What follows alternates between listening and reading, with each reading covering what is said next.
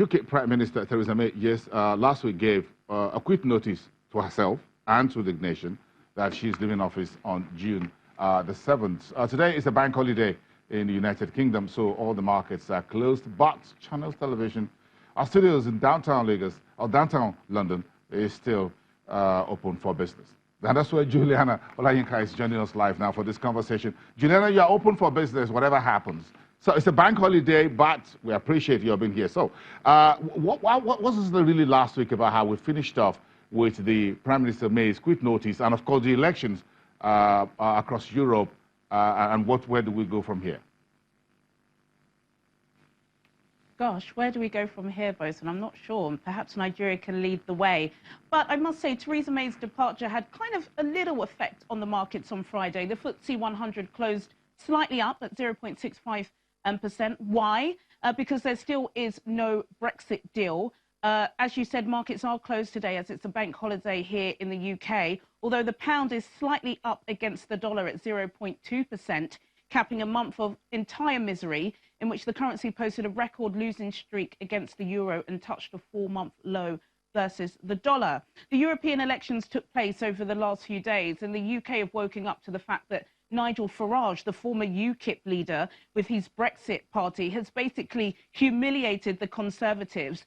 They've won a third of the vote. Now, Nigel Farage even said that if there was a general election in the UK tomorrow, that his party would win. Elsewhere across Europe, far-right nationalists and their opponents saw strong gains as well. The Conservative Party, the ruling party, ended in 5th place yesterday.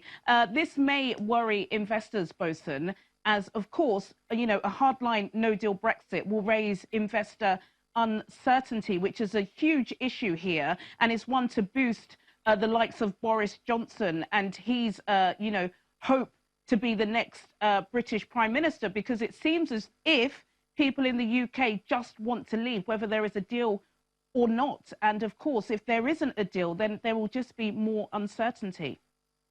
Okay, so Juliana, where do we go after the bank holiday today? The political, as a public holiday, so the bank holiday, so all the political warlords, as it were, those angling for Prime Minister May's position and all of that will be a little bit quiet. But you think everyone will be back in full force tomorrow, sword and daggers, and the conversation continues from here, and as expected, how the market will take all that in the chin.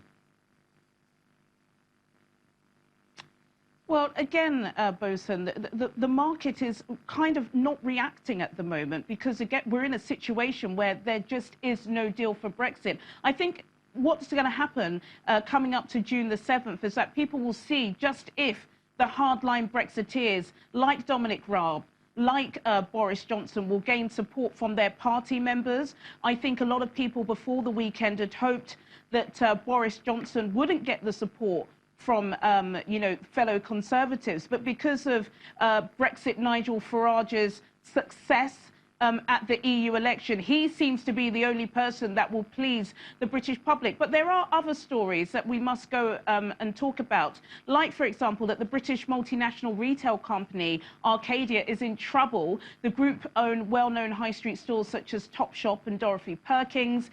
The owners say that earnings this year are expected to be £30 million compared to £219 million 2 years ago.